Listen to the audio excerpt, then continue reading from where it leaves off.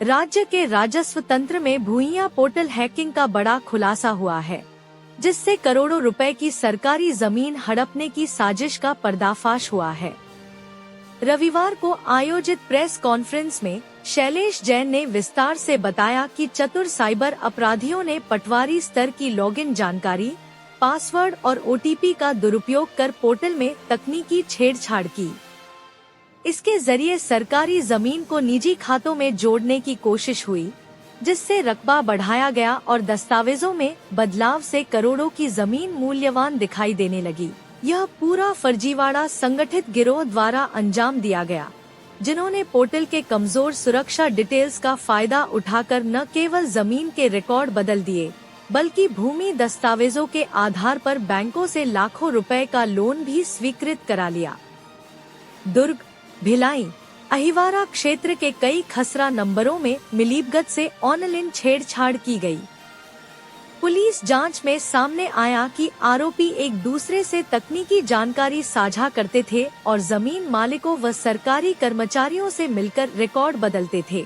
राज्य सरकार द्वारा भूइयां पोर्टल शुरू किया गया था ताकि भूमि अभिलेखों में पारदर्शिता बढ़ाई जाए, लेकिन साइबर जालसाजों ने सुरक्षा चूक का फायदा उठाकर अवैध लाभ कमाया। अब प्रशासन ने अधिकारी कर्मचारियों के लिए सतर्कता निर्देश जारी किए हैं। लॉगिन डिटेल्स को गोपनीय रखने और टेक्निकल ऑडिट की प्रक्रिया शुरू कराई जा रही है। पुलिस मामले की हर पहलू की गहनता से जांच कर रही है। अन्य आरोपियों की गिरफ्तारी की भी संभावना बनी हुई है। बता रहे हैं कि वो बार-बार कलेक्टर राजनांदगांव से मिलने जा रहे हैं, लेकिन उनकी मुलाकात नहीं हो पा रही है। तो ये पता नहीं, क्योंकि एसपी भी बार-बार यही कह रहे हैं कि हमको अभी तक कलेक्ट्रेट से कागज नहीं मिल पा रहा है, इसलिए हम गिरफ्तारी नहीं कर पा रहे। तो कहीं कहीं प्रशासन इसमें मिली भगत है और इसमें कहीं ना कहीं भारतीय जनता पार्टी के नेताओं का दबाव है। आईडी हैक होने की बात हो रही, तो आईडी हैक सुधर नहीं सकता या उस पर कार्रवाई नहीं हो सकती? कार्रवाई तो जरूरी है। ऐसे में तो कोई भी आईडी हैक करके कोई भी किसी की जमीन, मेरी जमीन कोई दूसरे के नाम और दूसरे की जमीन मैं अपने नाम कर लूंगा। ये तो कहीं ना कहीं पूरा षड्यंत्र और कहीं ना कहीं सिंडिकेट का हिस्सा है। आगे आप लोगों की क्या रूपरेखा है? अगर इस पे आगे शैलेश जैन जी के साथ मिलकर बड़ा आंदोलन करेंगे। कर्मचारी आपके जिसके ऊपर दोषी हो रहा है, कार्रवाई क्यों नहीं कर पा रहे हैं? वो अधिकारी बताएंगे कार्रवाई क्यों नहीं कर रहे हैं। हो सकता है ऊपर से दबाव है, प्रशासन की तरफ से, और नेताओं का दबाव है इसमें। तो किस टाइप के नेताओं का दबाव है इसमें अब उसका जो जिसके नाम पे जमीन है वो बीजेपी का ही कार्यकर्ता है। बीजेपी का कार्यकर्ता है? जी हाँ। तो किस टाइप का वहाँ मिली भगत किस टाइप का चल रहा है? मिली भगत यही चल रहा है कि मैं जाता हूँ, मेरे कहने से कोई कार्रवाई करता नहीं है कोई भी ऑफिसर। थाने में मैं रिपोर्ट लिखाने गया था, 1 तारीख से 26 तारीख तक थाने में रोज 2 घंटा बैठ।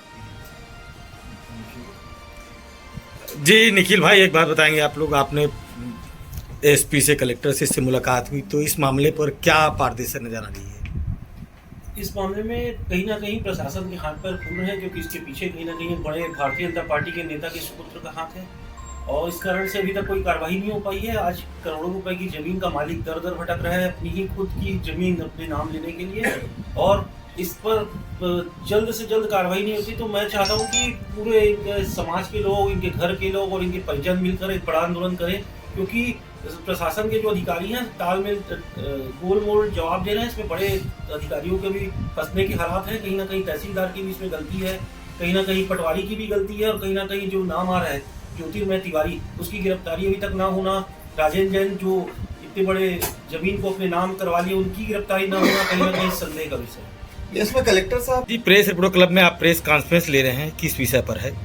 मैं शैलेश जैन हूँ, मेरी जमीन जो है लखुली का निवासी हूँ मैं शैलेश जैन। मेरी जमीन जो है हैंग करके, पटवारी की आईडी हैंग करके किसी दूसरे के नाम पे चली गई है, जिसकी रिपोर्ट मैंने थाने से लेकर के कलेक्टर, आईजी, एसपी, संभाग आयुक्त, संभाग कमिश्नर सभी को दे चुका हूँ। उसके बाद भी कोई कार्रवाई नहीं हो रही है।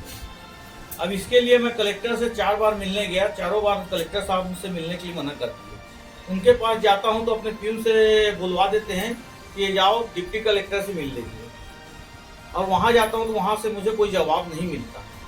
इसमें कोई कार्रवाई नहीं हो रही है। FIR हुए आज 60 दिन हो गए हैं, उसकी सबकी कापियां हैं और मैं जितने लोगों को दिया हूँ सबको मेरे पास एक एक वापस नकल मिल चुका है।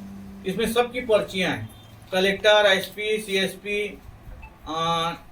टीआई, नजुल अधिकारी, एसडीएम, कमिश्नर, डिप्टी कमिश्नर, संभाग आयुक्त, सभी के पास मैं जाकर के अपनी गाथा सुना चुका हूं, लेकिन किसी ने भी मुझे आज तक के कार्रवाई का आश्वासन देने के बाद कार्रवाई हो ही नहीं रही है। और कलेक्टर साहब जवाब देने से मना कर रहे हैं, कुछ बोलते ही नहीं। मुझे बोलते हैं कि जाइए आप वहां जाकर के मिलिए।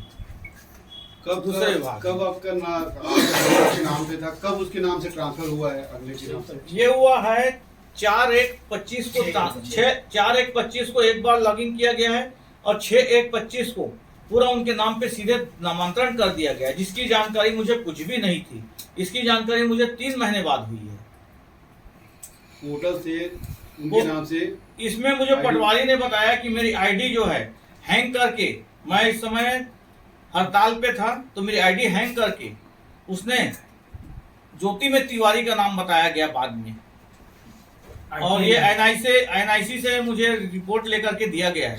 14 पेज का जो रिपोर्ट है पटवारी ने मुझे दिया था, जिसमें नाम मेंशन नहीं था, सिर्फ नंबर मेंशन था। लेकिन थाने से मुझे पता चला कि ये नंबर जो है ज्योति में तिवारी का है। वो कौन है? ज्योति में तिवारी है, कंप्यूटर ऑपरेटर है, ये भुइयां ऑफिस में बैठता है, बाबू है, बड़ा बाबू एनआईसी में। तो ये और अभी मुझे तहसीलदार ने जन सूचना अधिकार जो लगाया था उसमें तहसीलदार ने मेंशन करके नाम दिया है उसका, ज्योति में तिवारी, और उसने सील साइन करके सब दिया है मुझे। उसके बाद भी इसमें कार्रवाई कुछ हो नहीं रही है। कलेक्टर साहब जवाब देने से नकार रहे हैं। क्या बोल रहे हैं? कलेक्टर साहब कुछ जवाब ही नहीं देते हैं, मिलना नहीं चाह रहे हैं मुझसे। पुलिस विभाग के पास गए थे आप लोग, क्या पुलिस बोले? विभाग के पास गया था, एसपी मैडम के पास गया था। एसपी ने बोली कि मैंने कलेक्टर साहब को लेटर लिखी हूँ, वहां से कोई जवाब नहीं आ रहा है।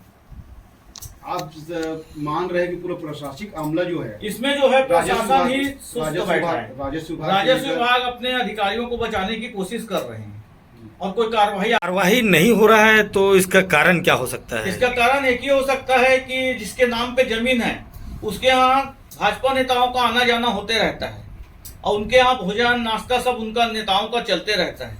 इस कारण जो है वो कार्रवाई रुकी हुई है, पूरे अधिकारी दबाव में है। कार्रवाई करने की कष्ट करें। क्या चाहते हैं आप? मैं ये चाहता हूँ कि मेरी जमीन जो है मुझे मिले, मेरे हक में दिलाए। यहाँ जाने पे पूरे अधिकारी सिर्फ यही बोलते हैं कि जमीन पहले आप अपने नाम पे ले लो, फिर आगे की लड़ाई अपन लड़ेंगे। अब आप ये बताइए, जब जमीन बस लेकर के मैं क्या करूंगा? ये मोटरसाइकिल आपके पास है, उसकी कागज तो मेरे पास है, लेकिन मोटरसाइकिल आप यूज करोगे तो जमीन मोटरसाइकिल का कागज लेके मैं क्या करूँगा? और जिसने उसने त्रुटि किए हैं उन अधिकारियों पे क्या चाहते हैं आप? उन अधिकारियों पे सीधा सीधा कार्रवाई की जाए। तो ये अधिकारी इसमें सम्मिलित है सबके ऊपर कार्रवाई होना चाहिए।